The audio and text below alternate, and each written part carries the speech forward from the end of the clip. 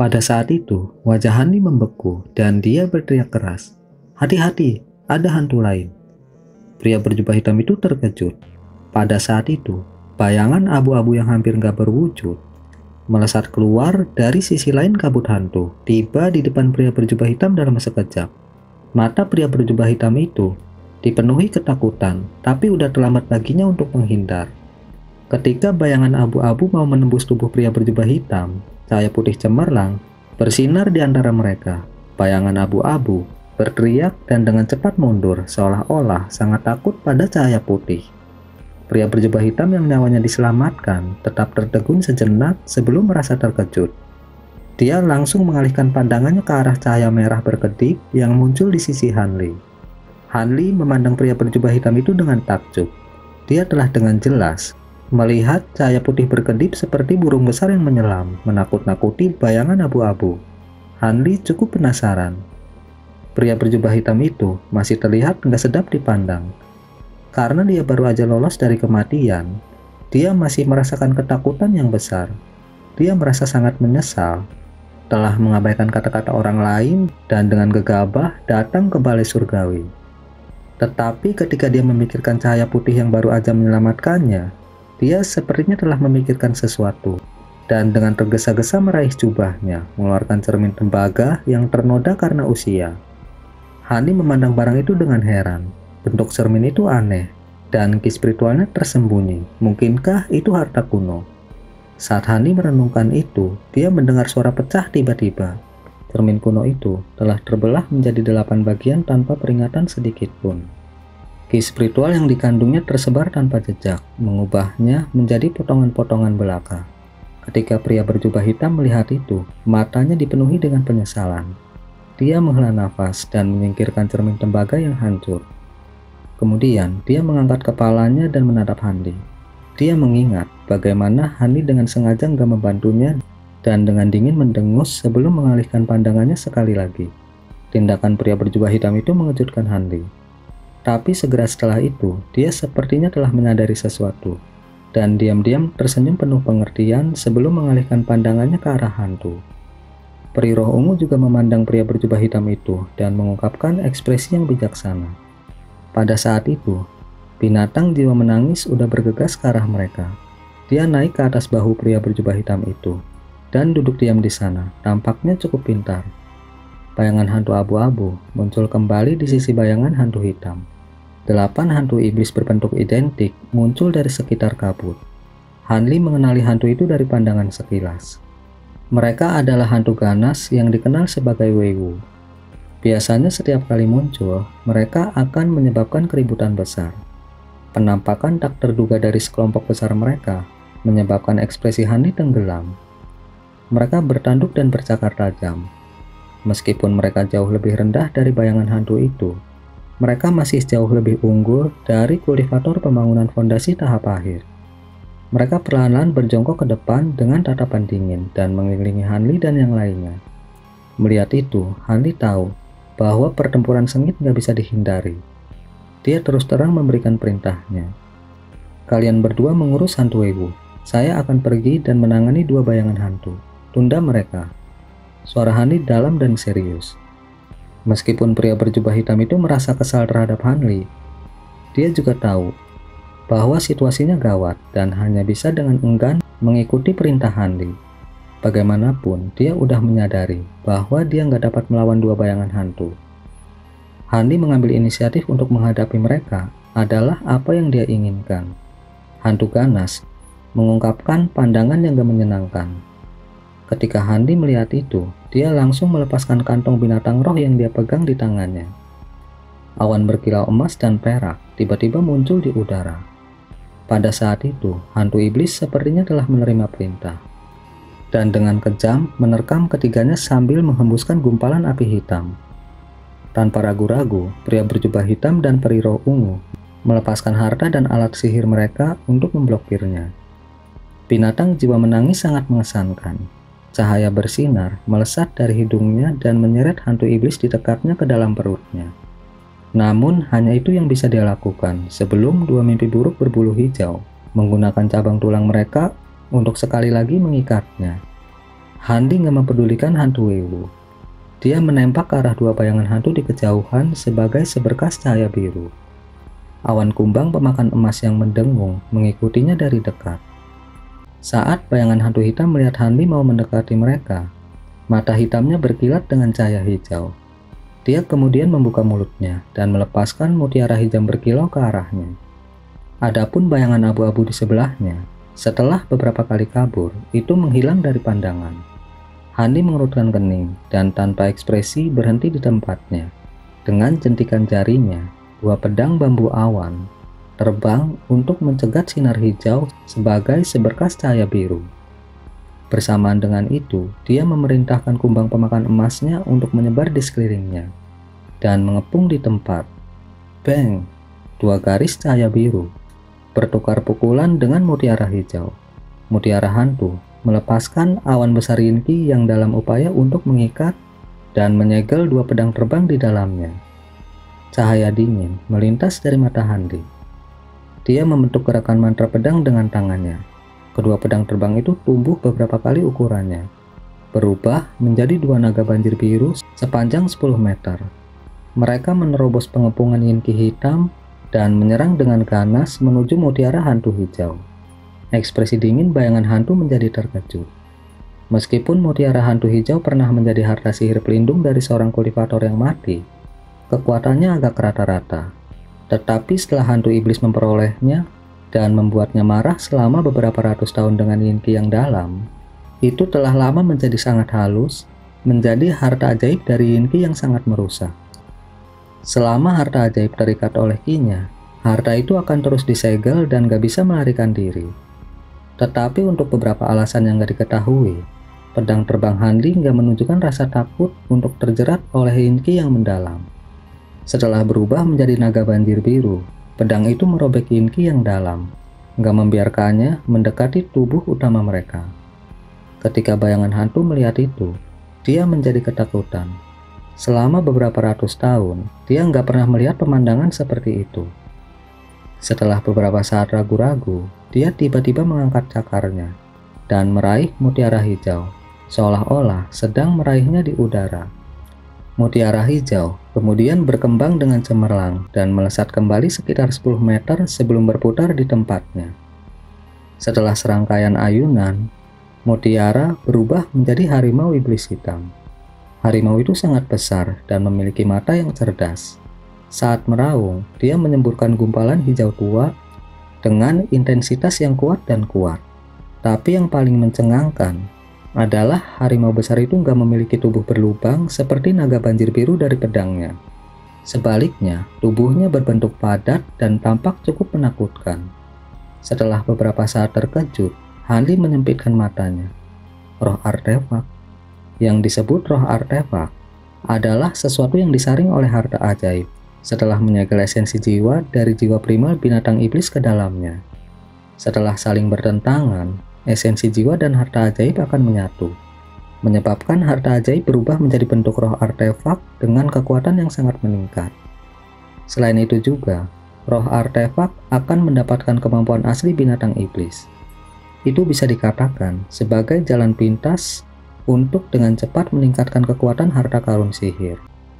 Tetapi untuk beberapa alasan yang gak diketahui, terlepas dari apakah harta sihir berhasil memurnikan jiwa yang tersegel atau tidak, untuk mendapatkan roh artefak hanya bisa dilakukan satu kali. Selanjutnya, harta ajaib gak akan mampu menyerap esensi jiwa dari jiwa primal. Para kultivator menganggap ini sangat penting. Jika mereka nggak memiliki kebutuhan mendesak untuk meningkatkan kekuatan harta sihir mereka akan menghabiskan waktu sebanyak mungkin untuk menemukan pasangan yang tepat sebelum melakukan upacara penyegelan. Selama ujian darah dan api tanah terlarang, mungkin Nangongan mengambil jiwa primal dari naga banjir hitam dengan tujuan menyegelnya sebagai roh artefak. Meskipun naga banjir hitam itu mungkin masih muda, tapi itu masih naga banjir yang sangat langka. Itulah kenapa Nangongan sangat bersemangat ketika dia mendapatkannya. Meskipun telah membantai sejumlah besar binatang iblis dari berbagai tingkatan, Handi belum pernah melihat naga banjir spiritual. Itu menyebabkan Handi yang ingin menggunakan naga banjir sebagai roh artefaknya menjadi agak suram.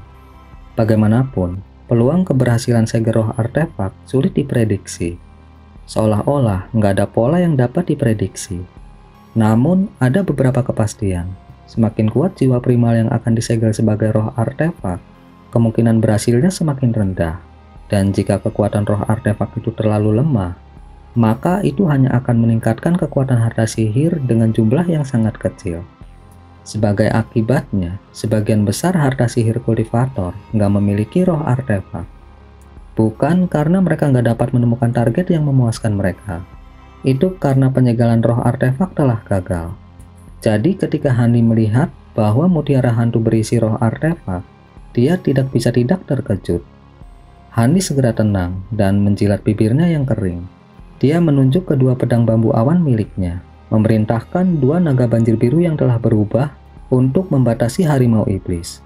Sebelum Hani melakukan hal lain, pertama-tama dia akan menguji kekuatan roh artefak harimau iblis itu. Pedang terbangnya nggak memiliki roh artefak. Meskipun penampilan mereka berubah menjadi naga banjir, mereka nggak memiliki kemampuan surgawi. Mata harimau hitam besar itu berbinar-binar saat melihat transformasi naga banjir yang berusaha membatasinya. Dengan geraman rendah, dia membuka mulutnya lebar-lebar dan menembakkan lebih dari 10 bola cahaya hitam seukuran kepala secara berurutan. Naga banjir biru transparan mampu menyingkirkan beberapa bola cahaya pertama, tapi nggak bisa memblokir sisanya. Dengan ratapan sedih, naga banjir itu hancur, menampakkan pedang terbangnya. Pedang terbang itu terlempar sejauh 40 meter oleh bola cahaya yang tersisa. Cahaya biru pedang meredup, seolah-olah spiritualitas mereka telah mengalami kerusakan. Ketika Hani melihat itu, dia merasa sedikit menyesal dan dengan tergesa-gesa menunjuk ke arah mereka, menyebabkan mereka masuk kembali ke tubuhnya untuk penyembuhan.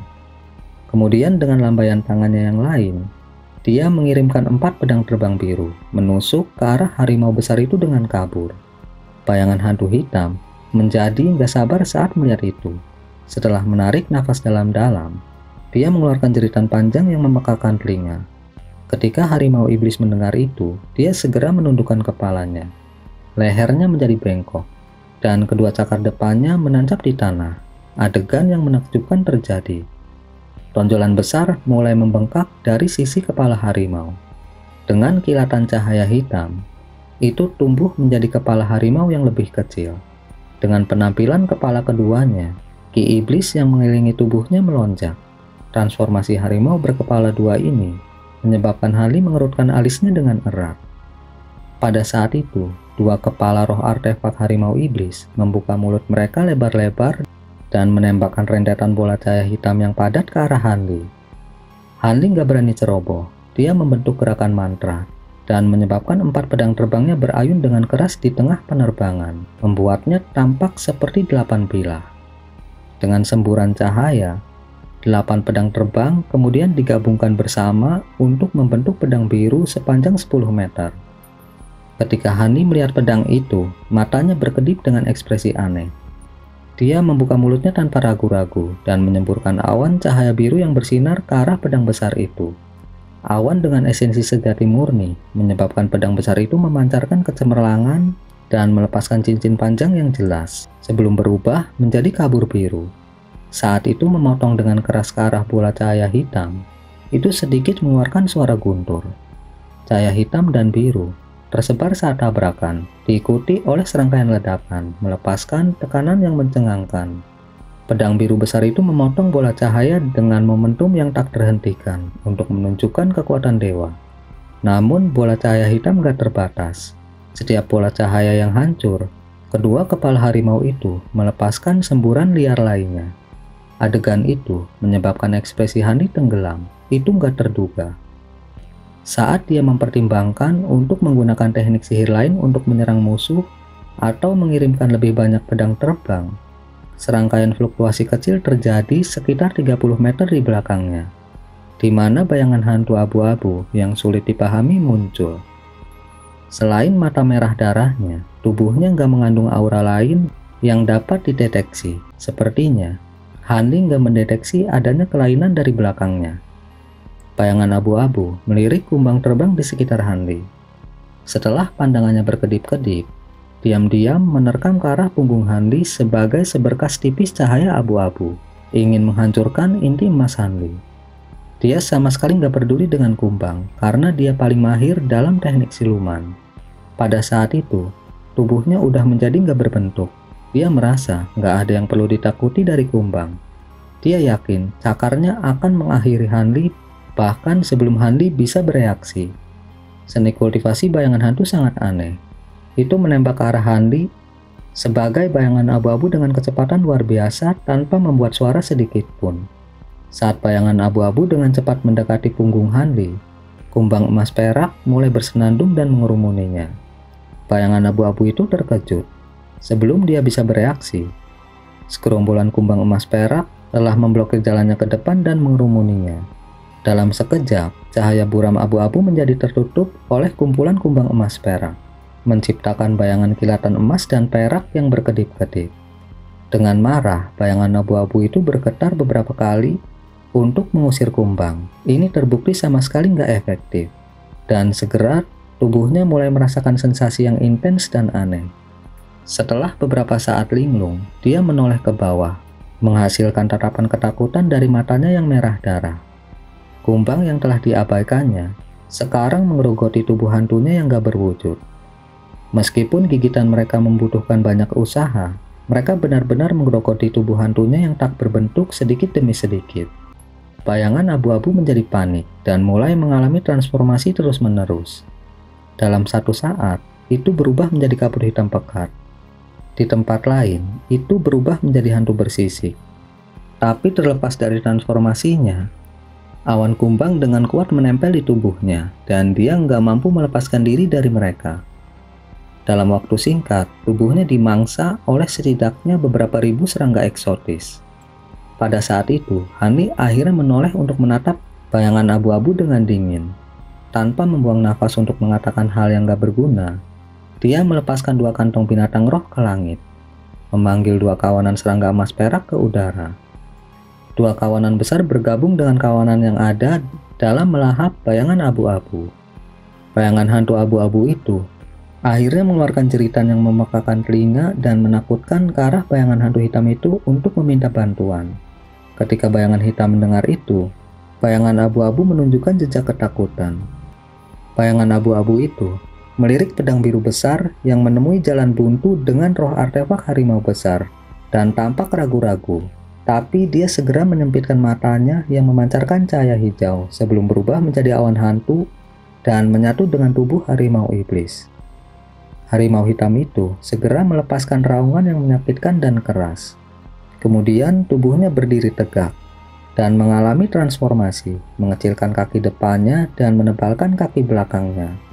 Salah satu wajah kepala harimau menjadi nggak jelas sesaat, sebelum berubah menjadi wajah pria yang ditutupi oleh ki hitam pekat.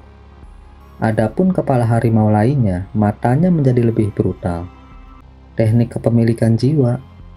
Hanli merasakan nafasnya menjadi dingin saat dia tanpa sadar membisikkan nama teknik sihir ini. Teknik ini mirip dengan teknik kepemilikan lebih besar yang memungkinkan seseorang memasuki tubuh yang hidup, tetapi memiliki kegunaan yang sama sekali berbeda. Teknik kepemilikan lebih besar nggak meningkatkan kekuatan seseorang. Itu hanya memungkinkan seseorang untuk menggunakan kekuatan tubuh aslinya. Itu hanya teknik sihir yang nyaman untuk mengendalikan tubuh dari jarak jauh. Juga nggak banyak konsekuensi dari penggunaannya. Adapun teknik kepemilikan jiwa, itu nggak dapat digunakan pada kultivator lain. Itu hanya bisa digunakan pada binatang iblis yang nggak memiliki banyak kecerdasan. Setelah kepemilikan, kultivasi orang yang melepaskan teknik dan kultivasi target nggak hanya akan bergabung, tetapi kehidupan mereka akan menyatu. Jika salah satu dari pihak binasa, itu akan menjatuhkan pihak lainnya bersama mereka. Tapi apa yang paling tak terbayangkan adalah, setelah sepenuhnya memanfaatkan teknik kepemilikan jiwa, individu yang sama sekali baru akan diciptakan dengan kesadaran yang memiliki ingatan dan pengalaman kedua belah pihak. Tetapi nggak ada keinginan mereka.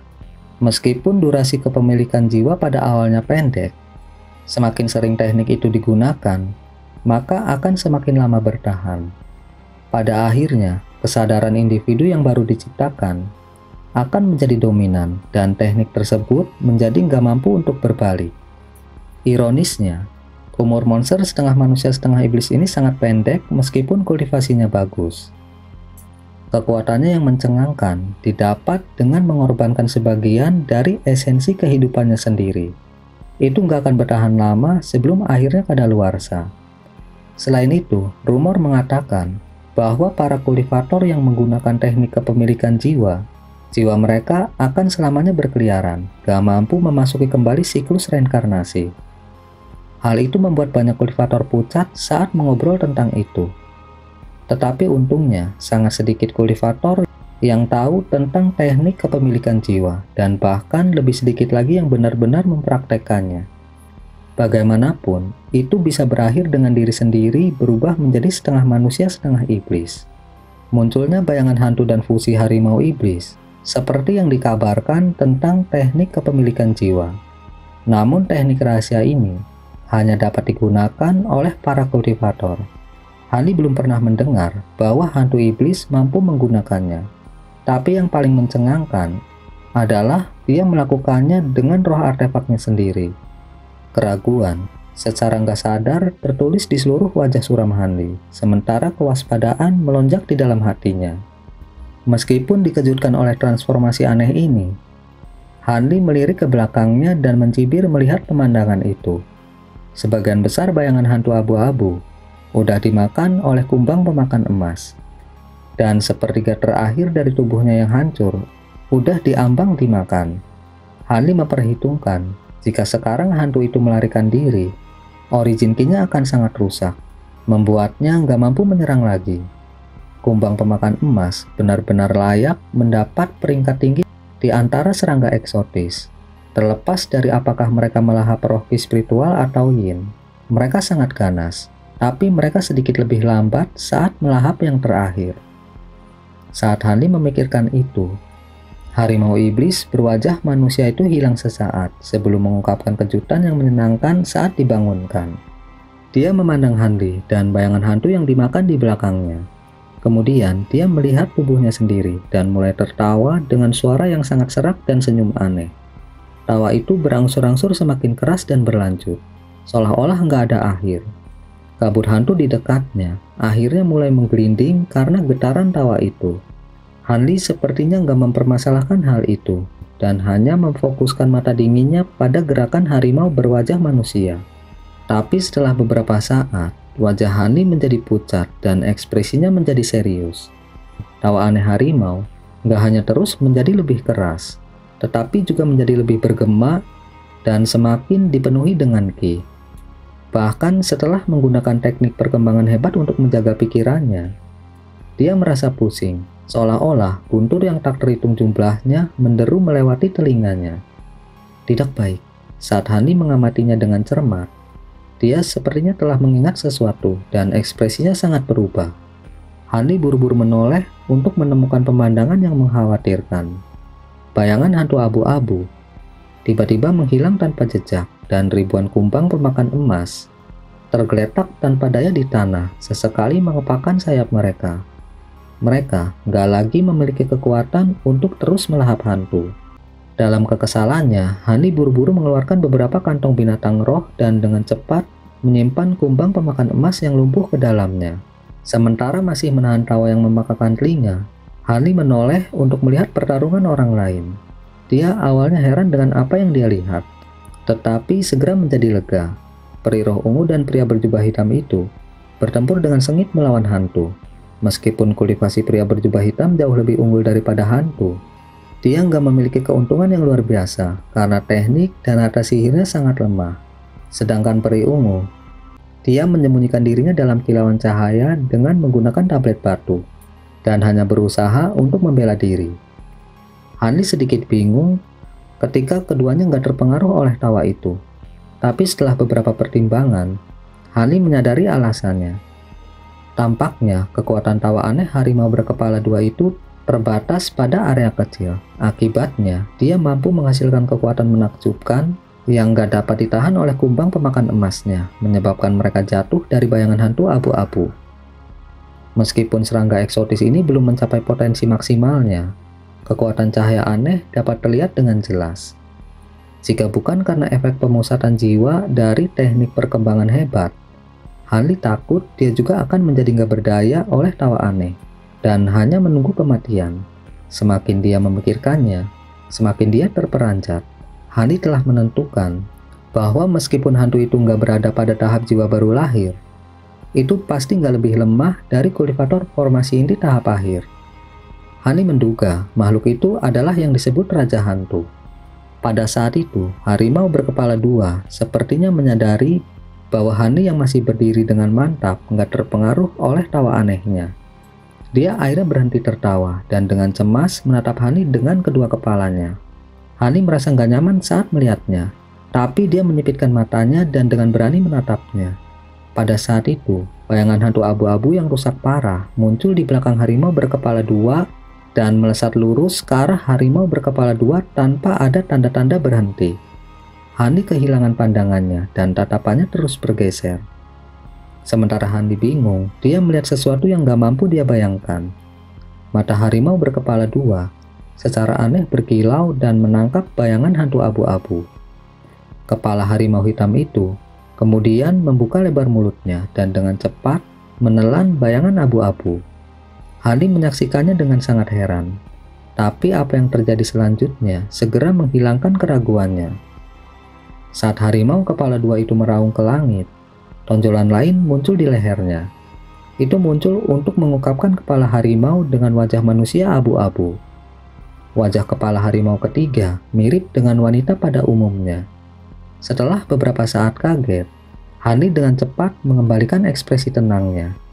Setelah kepala harimau abu-abu muncul, dia menyipitkan matanya dan wajahnya menjadi pucat pasi, seolah-olah terluka parah. Tapi nggak lama kemudian, itu membuka mata merah darahnya dan menatap Hanli dengan ekspresi kebencian yang dalam. Ketika Hanli melihat itu, dia merasa merinding dan merasakan jantungnya bergetar. Pada saat ini, kepala dengan wajah pria yang di tengah mengeluarkan desisan keras. Setelah itu, harimau hitam mulai mendekati Hanli tanpa rasa takut dengan langkah besar. Sebuah cahaya hitam melintas dari tubuhnya dengan setiap langkahnya, menyebabkan tubuhnya membesar. Setelah sekitar selusin langkah, harimau hitam itu telah menjadi setinggi bangunan 3 lantai. Pemandangan itu membuat Hanli memucat. Tanpa meluangkan waktu untuk berpikir, Hanli melambaikan tangannya, memanggil lebih dari 100 boneka kera besar di sekelilingnya. Boneka-boneka itu secara bersamaan membuka mulut mereka dan memenuhi langit dengan sinar dari berbagai cahaya berwarna. Hanli kemudian mengarahkan pedang biru besarnya, membuatnya bergabung dengan serangan itu sebagai bayangan panjang dengan kecepatan yang menakutkan dan tekanan yang mencengangkan. Ketika harimau berkepala 3 melihat itu, kepala tengah menunjukkan jejak keheranan tapi segera mencibir. Kepala kiri dan kanan membuka lebar mulutnya. Sementara kepala harimau yang asli mulai menyemburkan bola cahaya hitam. Kepala wanita abu-abu itu memenuhi seluruh area gumpalan api hantu abu-abu. Serangan gabungan dari gumpalan api dan bola cahaya berhasil memblokir secara paksa banyak berkas cahaya, meskipun beberapa sinar berhasil menembus. Beberapa sinar terhuyung sama sekali nggak efektif. Hanli tanpa sadar mengerutkan kening dengan kilatan dingin dari matanya. Dia tiba-tiba memasang segel mantra pada pedang. Pedang bersinar dengan pancaran yang lebih terang, dan garis biru bergerak dengan kecepatan yang ditingkatkan. Di bawah perlindungan serangan boneka kera besar, pedang besar langsung menembus gumpalan api dan bola cahaya dengan momentum yang tak tertandingi.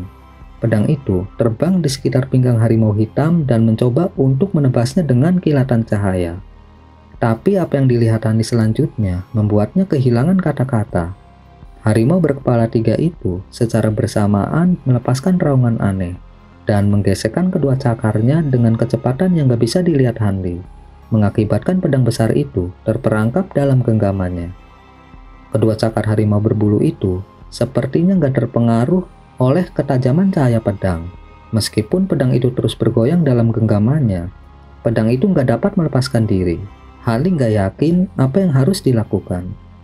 Meskipun pedang bambu awan gak disempurnakan untuk waktu yang lama dan gak mengandung banyak kekuatan untuk ditangkap hanya dengan cakar, itu gak terbayangkan. Mungkinkah cakar mereka telah disempurnakan menjadi harta ajaib? Pikiran Hani berputar-putar. Ketika harimau menahan pedang terbang Hani, ketiga kepala itu mengungkapkan ekspresi jahat. Kepala tengah tersenyum sinis sebelum membuka mulutnya dan melepaskan yinki hitam yang pekat ke arah pedang terbang yang berjuang secara bertahap mengurangi intensitas cahayanya. Hati Hani jatuh saat melihat itu. Metode harimau kepala tiga itu sangat kejam, dan kultivasinya sangat besar. Jika dia terus begini, ini nggak akan berakhir dengan baik. Dia harus berani mengambil resiko dan mengakhiri ini secepat mungkin. Dengan pemikiran itu, Hani menoleh ke arah kelompok lain. Pria berjubah hitam dan peri roh ungu benar-benar memusatkan perhatian mereka untuk melawan binatang iblis, dan nggak punya waktu untuk melihat ke arah Hanli. Dengan itu, ekspresi aneh berkedip di mata Hanli, dan dia perlahan menoleh ke belakang.